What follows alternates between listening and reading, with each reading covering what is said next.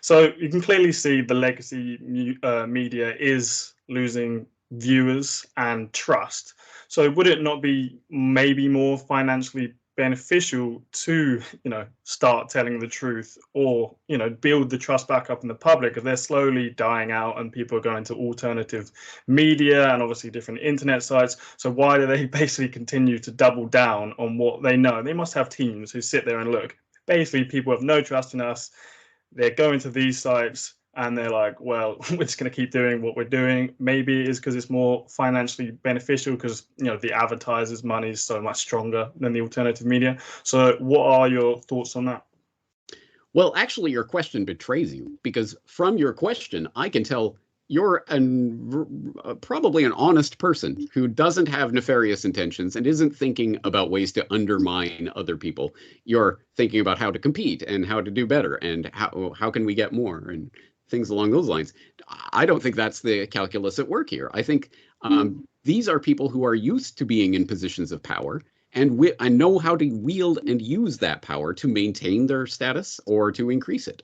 And from that mindset, which I don't have, and it seems like you don't have, and I think most average people don't have, but if you can put yourself into that mindset, you start to think, well, no. What we need to do is return to the good old days of our information monopoly, oligopoly, at least near total control of information. Now, how do we do that? Well, we scratch the back of these politicians by covering up this thing here or reporting that thing there that they want us to report. And they'll scratch our back by regulating the news industry. And they'll put in all of these restrictions to get rid of all this pesky competition, to censor anyone that we don't like or any competing voices, so that, once again, people will have to come back to us. There's no other way. And that can be done absolutely overtly, as it has been, obviously, in recent years. YouTube and other platforms just censoring, banning people like myself, of course, for criminal wrongthink. But it can be done in more nefarious ways, much more nefarious ways. For example, Google search algorithms being tailored to downrank anything that's not authoritative. Well, what's authoritative? The New York Times, CNN, blah, blah, blah. The media oligopoly are authoritative, and you and me and Joe Blow out there, of course, we're not authoritative, so it won't direct you to us. And by that method of censorship, most people have no conception of a clue that it's even happening. How can you know what you don't know, what you're not seeing?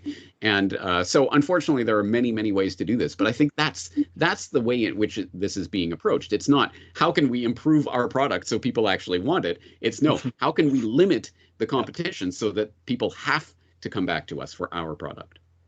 Yeah, no, yeah, you've answered my question a lot better than I questioned it. And yeah, you can clearly see, even when you go on YouTube, obviously all the top results are from news organizations, and it becomes harder, obviously, with shadow banning. Yes, and let me interject, because that's, again, I want people to really reflect on how important that is. Because if you go back 5 years ago and you were on YouTube and you typed in the search term Federal Reserve, the first thing that would come up on that search result was Century of Enslavement, my documentary on the Federal Reserve, where you would learn some actual information about the Federal Reserve and what it was really created for and why. But, of course, who came along? I believe it was Chris Hayes of MSNBC who came along to tweet about, oh my God, do you know, imagine you're a high school student and you have an essay to write on the Federal Reserve. So you go to YouTube and you type in Federal Reserve and you get this. And he shows a screenshot of the thumbnail of Century of Enslavement. And he's like, oh, this is just unacceptable. And lo and behold, wouldn't you know it, the very next day, you type in Century of Enslavement into the YouTube search bar. You type in Federal Reserve, of course you're not going to get Century of Enslavement anymore. You even type in Century of Enslavement, you're not going to get my documentary. You type it in quotation marks with Corbett next to it and whatever, and 47 positions down, you might find someone who reposted the documentary. They completely scrubbed it. And again, it didn't really make sense to me at the time why they were doing this this method? Why like this? Why not just censor it altogether or something like that? Why not put a warning label on it or something? But why do it this way? Until I tried a smart TV for the first time, and of course it's got YouTube loaded up on it, so you can just go and you just search, and there's no way to refine a search on one of these types of devices. You just make a search, or if you're searching whatever via Alexa or something, there's no way, you can't control it in any way. It just tells you, okay, here's what is. And if you're 417 positions down in that search result, of course, it will never, ever, ever be seen by anyone. So it can be completely pushed to the side. It can be completely swept under the rug. That is power. That is what power looks like. The ability to control who gets to communicate, in what way, at what time, and whether or not they make you a star or they make you no one. And they can do that through the search algorithms these days.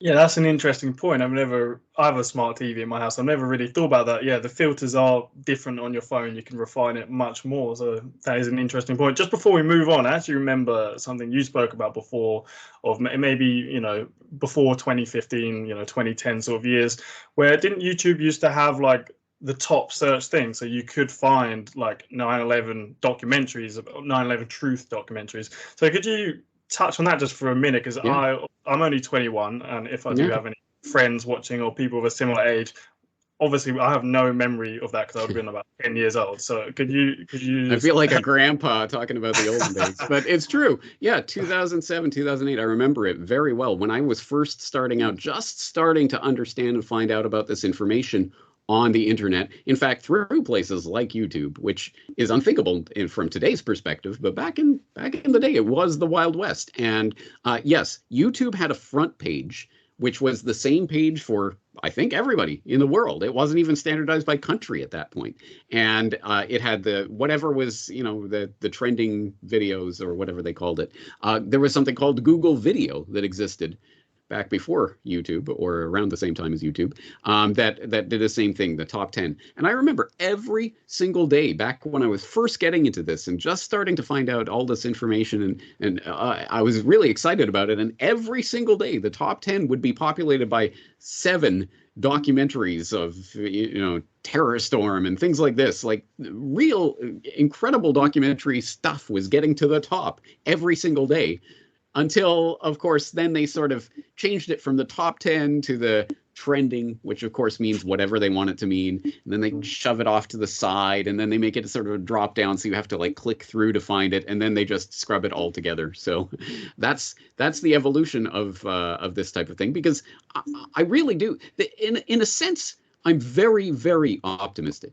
Because I understand, I have seen it now. I understand it. I lived through it. When there is a free and open playing field where people really can communicate freely, the truth will come out, and it will be popular because people understand and resonate with the truth. The lies have to be sold and pumped down people's throat, and you have to be drilled and over and over and over. Don't believe your lying eyes, don't believe your lying ears, just listen to what we're telling you. And people understand that on some level. And when it makes sense, oh, I understand. Oh, that explains that. That explains that. I think people really do resonate for it. People really are thirsty for it. But we have unfortunately re-entered into an information dark age. In fact, in some ways, potentially a much darker one than we saw even in the nadir of the 20th century media oligopoly.